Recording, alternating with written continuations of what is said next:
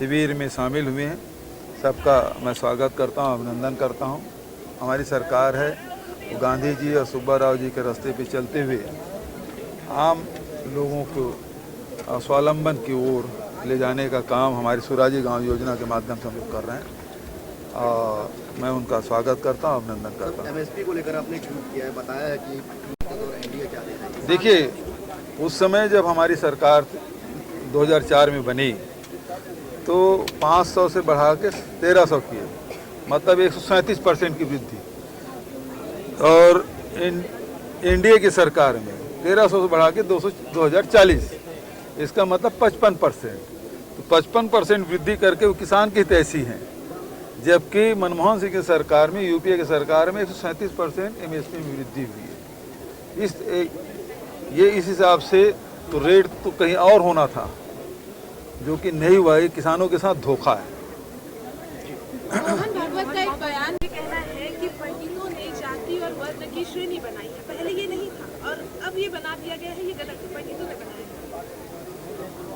देखिए, ये एक तरफ कहते हैं कि पंडितों ने बनाई, मोहन भागवत जी बोल रहे हैं।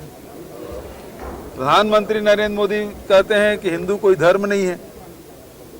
आपको वीडियो भेज दूंगा मैं, वो जीवन जीने की शैली धर्म नहीं है। तो ये इस प्रकार से बात करने वाले लोग, अब तो मैं कहना चाहूँगा कि बहुत लोग एफआईआर कराते थे पहले। मेरे पिताजी के खिलाफ एफआईआर कराया, हमने तो उसकी गिरफ्तारी भी की, लेकिन अब वो तथाकथित संगठन है वो चुप क्यों है? यदि ब्राह्मणों के खिलाफ यदि इस प्रकार से बात हो रही है तो फिर वो संगठन जो खूब हल्ला करती थी वो चुप क्यों है? और बात ये है कि जाति जो है वो ज्ञाति शब्द से बना है, ज्ञात। तो जो ज्ञान रखते हैं, जिस काम का ज्ञान रखते हैं वो ज्ञाति हो गए और ज्ञाति से फिर उस जाति बनी। तो हम यदि लोहार का काम करते हैं, लोहा का काम करते हैं, तो वो लोहार उसका ज्ञान उसके पास है, तो इस प्रकार से जाति बनी है।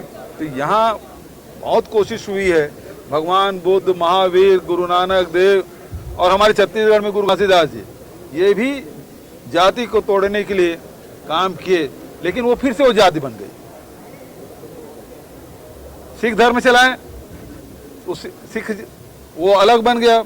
महावीर ने जैन धर्म चलाया, वो भले अनेक जाति के लोग मिले, वो सब जैनी कहलाए, लेकिन उसके अलग बन गया। अभी गुरु घासीदास जी ने सतनाम पंथ चलाया, वो सतनामी में बदल गए। तो हम लोग कबीर जी ने कबीर पंथ चलाया, तुलसीदास जी ने वैष्णव संप्रदाय चलाया, तो वो फिर धीरे धीरे वो जाति में बदलते गया। तो ये कहना कि पंडितों ने किया है, ब्राह्मणों ने किया है, ये बिल्कुल गलत बात है। आरक्षण को लेकर भी नोटिस राजभवन को, देखिए, यही बात तो हम कहते रहते, इसीलिए तो कोर्ट भी गए कि राज्य विधानसभा जो पारित बिल है उसके मामले में राज्यपाल राज्य सरकार से सवाल नहीं कर सकती, उसको ये अधिकार नहीं है। तो उसे नोटिस में लिया गया। न्यायालय का मैं धन्यवाद देता हूं और मुझे पूरा भरोसा है न्यायालय पे कि हमको जीत हासिल होगी। देश भर के 11 राज्यों में 20% एथेनॉल की पहल आपने की थी, 11 राज्य जो है वो मिश्रित होकर बिकेगा एथेनॉल से, क्या कहेंगे? भाई, मैं तो इसीलिए कर रहा हूँ कि अब मक्का के लिए आप एथेनॉल की अनुमति दे रहे हैं, पैरा के लिए दे रहे हैं, गन्ना के लिए दे रहे हैं। हमारे प्रदेश में धान सरप्लस होता है, हम इसके लिए पिछले 4 साल से मांग कर रहे हैं, लेकिन भारत सरकार राजनीति के चलते हमको अनुमति नहीं दे रहे हैं। नहीं तो आज हमारे किसान धान 1300-1400 बेचने के लिए बाध्य नहीं होता, उसको भी समर्थन मूल्य खरीदते, गर्मी फसल के धान को समर्थन मूल्य खरीदते। लेकिन भारतीय जनता पार्टी किसान विरोधी है, वो अनुमति देंगे नहीं। ये होगा वो है। भारतीय जनता पार्टी के पास कोई मुद्दा नहीं, हल्ला गुल्ला करते हैं, उसके भाग जाते हैं। हर सत्र में यही हो रहा है, वो पलायन कर जाते हैं। अब देखिएगा, इंतजार करिएगा। रमन सिंह ने जो 56 किया सर, इसको कैसे देखते हैं? इसी देखिए, अब उसका स्मृति भी लोप हो रहा है, स्मृति लोप हो रहा है। पहले तो 58% खुद किए थे, अब कहते हैं 56%। अभी जो पास हुआ विधानसभा में वो 76% है, वो 82% बोल रहे हैं। तो याददाश्त कमज़ोर होती जा रही है। दूसरी बात ये है कि रमन सिंह जी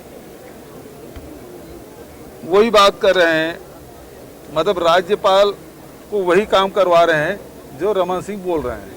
मतलब भारतीय जनता पार्टी ही कार्यालय चलाने का काम कर रहे हैं राजभवन में, और उस प्रकार से हो रहा है। यदि रमन सिंह को विरोध था, विधानसभा में पूरा मौका मिला था, वो भी बोले, इस बात को क्यों नहीं, इसका उल्लेख क्यों नहीं किया, विरोध क्यों नहीं किया, वहां समर्थन किए और बाद में लागू नहीं होने दे रहे।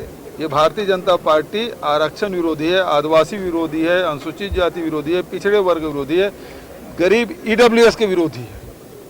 ये नहीं चाहते कि छत्तीसगढ़ खुशहाल हो। यदि वो उसका पद छीन गया तो सारे लोग दुखी रहना चाहिए, ये सोचते हैं। मेरा एक आंख चला गया तो सबके यहाँ एक आंख चला जाना चाहिए, मैं काना हो गया सब काना हो जाए, वो उस प्रकार की सोच रखने वाले हैं रमन सिंह जी। जी, पुरखौती मुक्तांगन में पुरखौती मुक्ता होने वाले उसमें अजय चंद्राकर ने कहा है कि वहाँ गंदगी और तोड़फोड़ करने के लिए जो है यहाँ पर सभा की जा रही है, और हम लोग यहाँ पर बड़े मानव संग्रहालय की कल्पना की थी और उसको जो है सभा का केंद्र बनाया। खाली मैदान में कर रहे हैं, मुक्तांगन अंदर थोड़ी कर रहे हैं, उसकी सीमा बाहर कर रहे हैं सभा। और ये वो सब भारतीय जनता पार्टी सभा करते मतलब तोड़फोड़ करने के लिए करते हैं, वो मान लिए ना, गंदगी फैलाने के लिए करते हैं। जितने कर रहे हैं वो इसीलिए करते हैं। लेटेस्ट न्यूज के लिए सब्सक्राइब करें और न्यूज अपडेट्स के लिए बेल आइकन पर क्लिक करें।